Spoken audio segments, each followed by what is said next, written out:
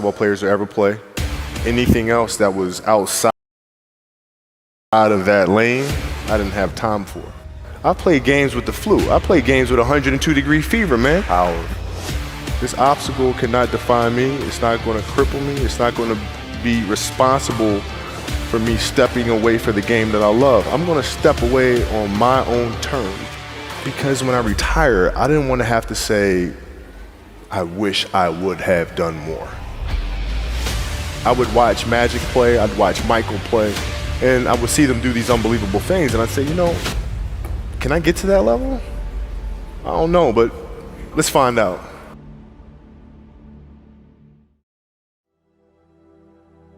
Who would Shaq be if he had your work ethic? He'd be the greatest of all time. If Shaq had your work ethic, he'd be the greatest of all time. Greatest of all time by a mile. Sure. He'd be the first to tell you that, for sure. I mean, this guy was a force like I have never seen. I mean, it was crazy. You know, a guy at that size, generally guys at that size are a little timid and they don't want to be tall. They don't want to be big. Man, this dude he did not care. He was mean. He was nasty. He was competitive. He was vindictive. I mean, I wish he was in the gym. I would have had 12 rings. Yeah, because I don't deal with people that don't commit at that level, but then act as if they do. I don't deal with that. I don't. You know, he would say, okay, Kobe's not throwing me the ball. And, you know, media would take it and run with it and all this other stuff. And I'm like, well, bruh, if you were in shape, by the time I run down on a fast break and run back and then run down, you're still coming down the first time, bruh. Like, what the hell do you want me to do? Right? So a lot of our contention came from that. And even though he was older, you were still confronting him. You didn't care. Oh, I didn't care, man. From listen, day one, bro. From day one. I knew for sure Rick Fox, my teammates, they all thought I was absolutely crazy the day me and Shaq got in a fist fight. After that day, they were like, okay, Kobe, you're certifiable. Fist fight? Oh, I'm not backing down. Listen, ain't no way. You know, there's a level of respect. And for Shaq, too, by the way, and I know he's told me that day was a big turning point for him, because it was like, you know, he's generally used to talking trash and saying what he wants and nobody really stepping up and challenging him on that. And when he saw me challenge him on that, he was like, this kid's crazy. All right, I can win with that. So at 13 years old, I had a kill list. And so, you know, they used to do these rankings. It was Street and Smith basketball rankings. And I was nowhere to be found because I was like 6'4", scrawny, like 160 pounds soaking wet. So I was like 57 on the list. And so I would look at 56, 55, all the way up to number 1, who these players are, what club teams they played for. So when we go on an AAU travel circuit, I got to hunt them down. Right? And so that became my mission in high school, is to check off every other person, all those 56 other names, hunt them down and knock them down. So like at 13 years old, you know, I played the longer game, because my game wasn't about being better than you at 13. It was to be better than you when, you know, the chips are really on the line. So when we played at 13, I would size you up and see what your strengths and weaknesses are. How do you approach the game? Are you silly about it? Are you goofy about it? Are you good at it just because you're bigger and stronger than everybody else? Right? Or is there actually thought and skill that you put into it? Right? And when I'd play to my weaknesses.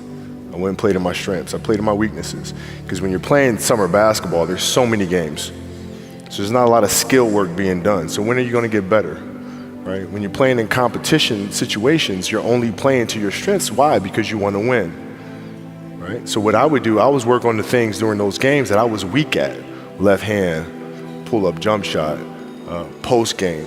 Right? So I have a strategy. And so then fast forward to when I'm 17 and my game is completely well-rounded, and that player at 13 that I saw at 13 is still doing the same shit at 17, now you got a problem. That's right. okay, I shot 5 air balls on national TV in front of millions of people that cost us the series, and I'm 18, I'm fine, dude. Well, you know, you got to look at the reality of the situation. You know, like for me, it's not, you know, you kind of got to get over yourself. Like, it's not about you, man. Like, oh, okay, you feel embarrassed. You're not that important. Like, get over yourself. That's where you go. Get over yourself. Right? Like you're worried about how people may perceive you, and like you're walking around and it's embarrassing because you shot 5 air balls. Get over yourself, right? And then after that, it's okay, well, why did those air balls happen? Got it. High school, year before, we played 35 games, max, right? Week in between, spaced out, plenty of time to rest. In the NBA, it's back to back to back to back to back to back to back. I didn't have the legs. So you look at the shot, every shot was online. Every shot was online, but every shot was short, right? I gotta get stronger. I gotta train differently. The weight training program that I'm doing, I gotta tailor it for an 82-game season so that when the playoffs come around, my legs are stronger and that ball gets there. So I look at it with rationale and say, okay, well, the reason why I shot air balls is because my legs aren't there. I go, well, next year they'll be there.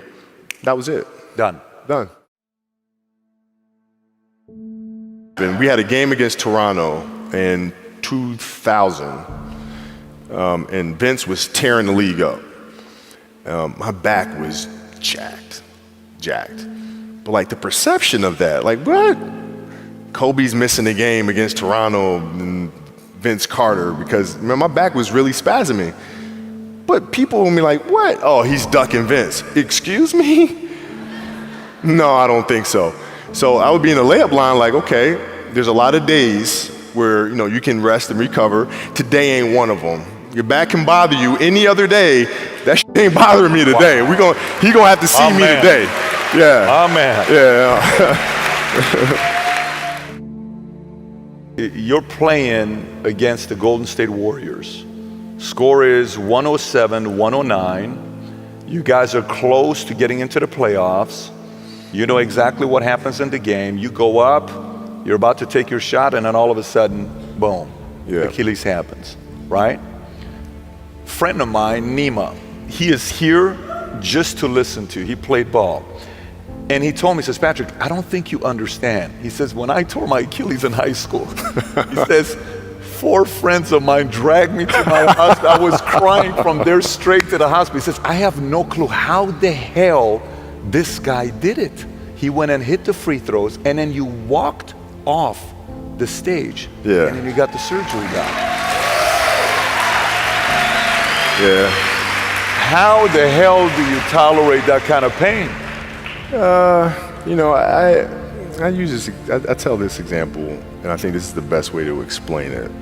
You know, you have a hamstring injury. You pull your hamstring really, really badly. You can barely walk, right? Let alone play anything.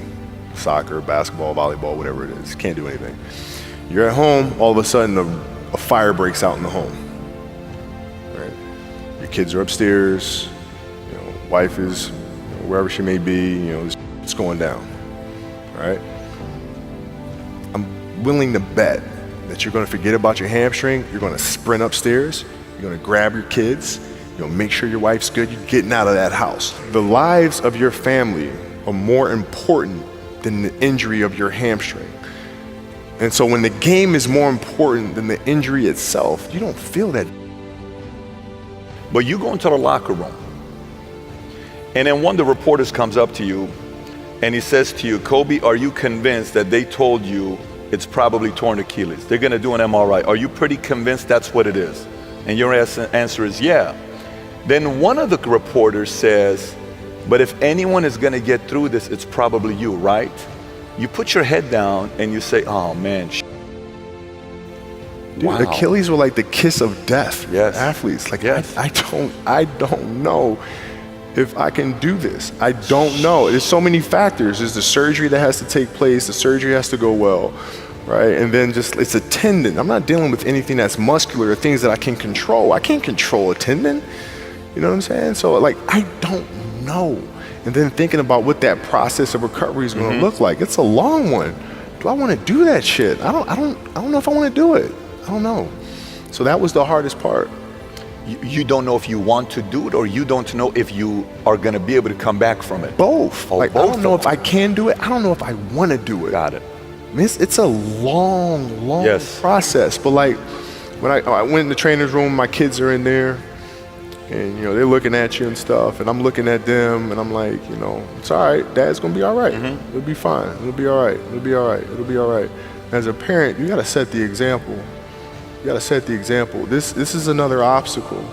This obstacle cannot define me. It's not gonna cripple me. It's not gonna be responsible for me stepping away for the game that I love. I'm gonna step away on my own terms.